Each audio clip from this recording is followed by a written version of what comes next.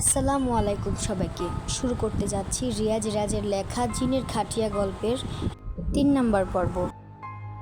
চারপাশে বৃষ্টি পড়ছে ঝিরঝির করে, ব্যাঙ ডাকছে, আকাশে বিজলি চমকাচ্ছে। এই পরিবেশে জিনদের সাথে জঙ্গলে যাচ্ছে রমিজ মিয়া। মনে যদিও ভয় আছে, কিন্তু উপায়ও নেই। হাঁটতে হাঁটতে একটা সময় বটগাছের নিচে চলে আসে সবাই। রমিজ মিয়া বুঝে যান এবার খাটিয়া নামাবে, তাই রমিজ মিয়া নিজেও খাটিয়া নামায়। তখনই তাদের মধ্যে সবচেয়ে বড় এবং ভয়ানক জিনিসে বলে, কবর খুঁড়ুন। রমিজ মিয়া হাঁ করে তাকিয়ে আছে।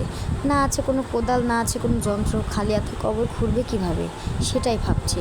ভাবনার মাঝে জিনটা গম্ভীর স্বরে আবার বলতে লাগলেন, বটগাছের নিচে একটা কোদাল রাখা আছে, আপনি শুরু করতে পারেন। রমিজ মিয়ার কলিজায় যেন এবার পানি আসে। বৃষ্টির কারণে শরীর গেছে ভিজে, হাত পা থরথর করে কাঁপছে ঠান্ডায়। তবুও মনোবল ঠিক রেখে রমিজ মিয়া গেলেন কোদাল হাতে নিতে। নিরিবিলি স্থানে সাদা চোখওয়ালা সব জিন তাকিয়ে আছে রমিজ মিয়ার দিকে, তাও এক দৃষ্টিতে। রমিজ মিয়া কোদাল হাতে নিয়ে ওখানেই শুরু করে কবর খনন কাজ। কিছুক্ষণ কবর খনন করার পর রমিজ মিয়া বুঝে যান জিনেরা নামাজ পড়ার জন্য দাঁড়াচ্ছে, মানে জায়নামাজের সারি বানাচ্ছে। রমিজ মিয়া ভয়ে কাতর হয়ে মাটি খুঁড়ে যায়। যদি এটি কল্পনা করাও মারাত্মক, তবুও হচ্ছে রমিজ মিয়ার সাথে এমন।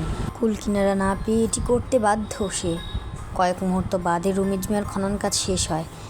একা একজন লোক কবর বানানো নিশ্চয়ই সহজ কাজ না, কিন্তু পেশায় কৃষক হয় রমিজ মিয়ার তেমন গায়ে লাগেনি। মনের জোর আর প্রবল ভয়াতুর মনে তিনি সম্পূর্ণ করেন কবর। এদিকে জিনদের মধ্যে লম্বা জিনটা আবার বললেন, আপনার পিছনে বাঁশ আর বড়ই পাতা আছে, সেটি কবরের পাশে এনে রাখুন। পিছনে ঘুরে তাকিয়ে দেখে সত্যি বাঁশ কেটে রাখা হয়েছে, একদম সাইজ করা সব। জিনদের কর্মকাণ্ড অবাক হওয়ার মতো তেমন কিছুই হয়নি, যেহেতু তারা অলৌকিক শক্তির মালিক, এটুকু তাদের হাতে ছুটকির সমান। কিন্তু কবর কেন রমিজ মিয়ার হাতে করালেন, এটি রমিজ মিয়া ভেবে পাচ্ছে না। ভাবতে ভাবতে তিনি বাঁশের টুকরোগুলো হাতে নিয়ে যেই পিছনে তাকাবেন, তখনই জিনদের গুনগুন শব্দ ওনার কানে আসে। পুরোপুরি পিছনে তাকিয়ে তিনি দেখেন জিনরা লাশটাকে কবরে নামিয়ে দিয়েছে। রমিজ মিয়া ভয় তো পাচ্ছে, তার উপর এদের এসব অলৌকিক কর্মকাণ্ড ওনাকে আরও ভয় পাইয়ে দিচ্ছে। চোখের পলকে লাশ কবরে রাখা নিশ্চয়ই সাধারণ বিষয় না। রমিজ মিয়া বাঁশ নিয়ে কাছে আসার পর সেই জিন আবার বলে, কবরে নেমে বাঁশগুলো বসিয়ে দিন। এই মুহূর্তটা ছিল যেন রমিজ মিয়ার সবচেয়ে ভয়ঙ্কর অনুভূতি। কবরে একটা লাশ রয়েছে, তাও জিনের লাশ। আশেপাশে যারা আছে এরাও জিন। তিনি রয়েছেন জঙ্গলের ভিতর, সব কিছুর মাঝে আবার নামতে হবে কবরে, তাও লাশের সাথে। রমিজ মিয়ার রুহুটা যেন বের হয়ে যাচ্ছে। হাড়হিম হয়ে যাবার কথা এতক্ষণে, কিন্তু জ্ঞান কেন হারাচ্ছেন না সেটা ওনার আফসোসে রয়ে যাচ্ছে। এদিকে বৃষ্টির পানিতে মাটি নরম হয়ে যায়, নরম কাদার মতো। কবরেও বেশ পানি প্রবেশ করে ফেলেছে। রমিজ মিয়ার হাতে আর কোনো উপায়ও নেই। উনি কবরে নামার পর একটা কালো কুচকুচে জিনিসে হেল্প করে, অর্থাৎ বাঁশ নিয়ে সে রমিজ মিয়ার হাতে দিচ্ছে, আর রমিজ মিয়া সেই বাঁশ কবরে লাগিয়ে দিচ্ছে। বাঁশ লাগানো শেষে রমিজ মিয়াকে জিন বললেন, উঠুন। রমিজ মিয়া যেন মৃত্যু গুহা থেকে লাফ মেরে উঠলেন। বাঁশ লাগানোর সময় রমিজ মিয়ার মনে হচ্ছিল এরা তাকে সহ না কবর দিয়ে দেয়।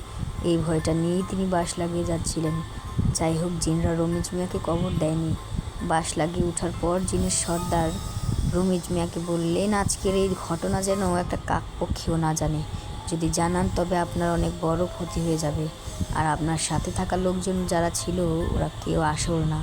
রাস্তা দিয়ে হাঁটার সময় যখন বৃষ্টি শুরু হয়, তখন তারা হেঁটে চলে গেছিল বাসায়। আপনি তালগাছের নিচে একাই ছিলেন, এবং সাথে যাদের দেখেছেন ওরাও আমাদের জিন ছিল। ভয় পাওয়ার কিছু হয়নি, কিন্তু আপনি পুরস্কার পাবেন। এতটুকু বলে জিনটা চুপ হয়ে যায়। রমিজ মিয়া ওনার সাদা সেই চোখের দিকে তাকিয়ে আছে। কথার মাঝে আবার চুপ কেন হলো এটি তার অজানা। জিনটা কিছুক্ষণ চুপ থেকে ওনার পাঞ্জাবির পকেটে হাত দেয়, এরপরে এক মুঠ ডাল বের করলেন, মসুরির ডাল।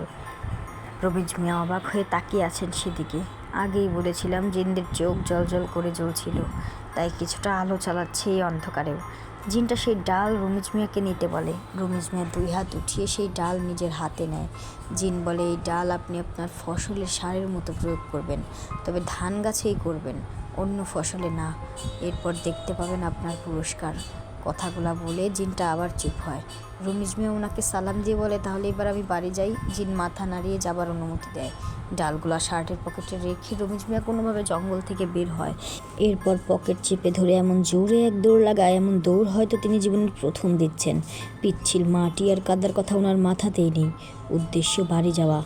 পরের দিন সকাল, রমিজ মিয়ার গায়ে অনেক জ্বর। ওনার স্ত্রী সেবা যত্ন করে যাচ্ছিলেন। রমিজ মিয়ার বন্ধুরা এসে জিজ্ঞেস করলে ওনার স্ত্রী বলে ভোররাতে পাগলের মতো কোথা থেকে যেন ছুটে এলো। এরপর ভেজা শরীর নিয়ে রুমে যায় আর কাপড় বদলায়। তারপর আমাকে কিছু বলতে এসে জ্ঞান হারায়। এখন দেখি গায়ে জ্বর প্রচুর, কথা বলতে পারছেন না।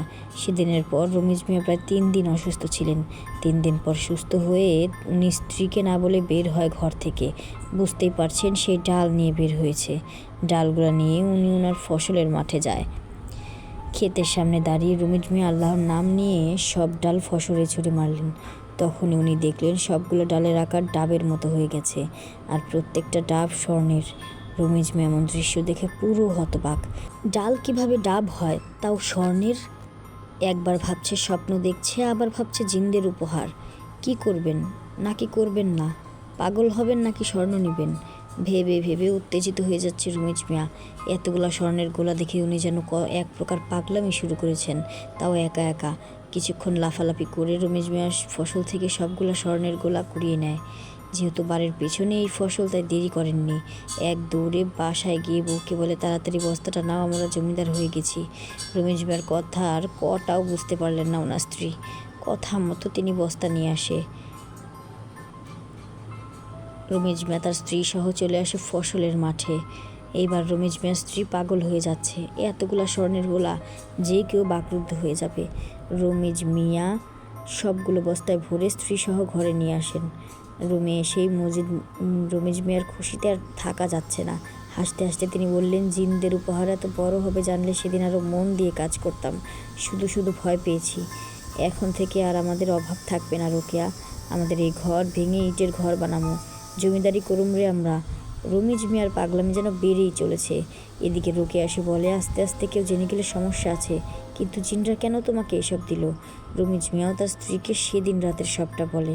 এরপর দুজন মিলে কিছুক্ষণ আনন্দে মেতে ওঠে বিছানায়। 1 মাস পর রমিজ মিয়ার বাড়ির কাজ চলছে। স্বর্ণ ভেঙে ভেঙে বিক্রি শুরু করেছেন তিনি। অনেক বড় একটা জায়গা কিনে সেখানেই এই বাড়ি। এদিকে কৃষক থেকে হয়ে যান ব্যবসায়ী। গায়ে দামি দামি জামা পরতেও দেরি করেনি। রমিজ মিয়ার যেন কপাল খুলে গেছে। কিন্তু ওই যে কথায় আছে, মাত্রাধিক সুখ কান্নার কারণ হতে দেরি হয় না। আরামায়েশে দিন কাটানোর মধ্যে রমিজ মিয়ার জীবনে নেমে আসে কালো অধ্যায়। উনি ঘুমাচ্ছিলেন, প্রায় রাত 12টা হবে। ঘুমের মাঝে রমিজ মিয়া দেখলেন একটা কালো কুচকুচে অবয়ব তাকে ডাকছে। চারপাশে কালো অন্ধকার। অন্ধকারের মাঝে কালো লোকটাকে তবুও বোঝা যাচ্ছে সে কি যেন বলতে চাচ্ছে। রমিজ মিয়া ঘুমের মধ্যেই ভয়ে কাঁপতে থাকে। স্বপ্নে দেখেন কালো অবয়বটাকে ও আচমকা টেনে নিয়ে গেছে এবং তৎক্ষণাৎ কেউ বলে ওঠে, তোকে বলেছিলাম কাউকে বলিস না এই রাতের ব্যাপারে। এখন আর তাকে আটকানো যাবে না, তোকে বলিদান দিতে হবে, অনেক বড় বলিদান দিতে হবে। এতটুকু দেখে এক লাফে উঠে বসেন রমিজ মিয়া। সারা গায়ে ঘাম, থর থর করে কাঁপছেন তিনি। তাহলে আজকে এই পর্যন্তই। ভালো থাকবেন সবাই। আশা করি আমার এই পর্বটাতে একটা লাইক করে যাবেন এবং পরবর্তী পর্ব সবার আগে পাওয়ার জন্য চ্যানেলটি সাবস্ক্রাইব করে যান। আল্লাহ হাফেজ।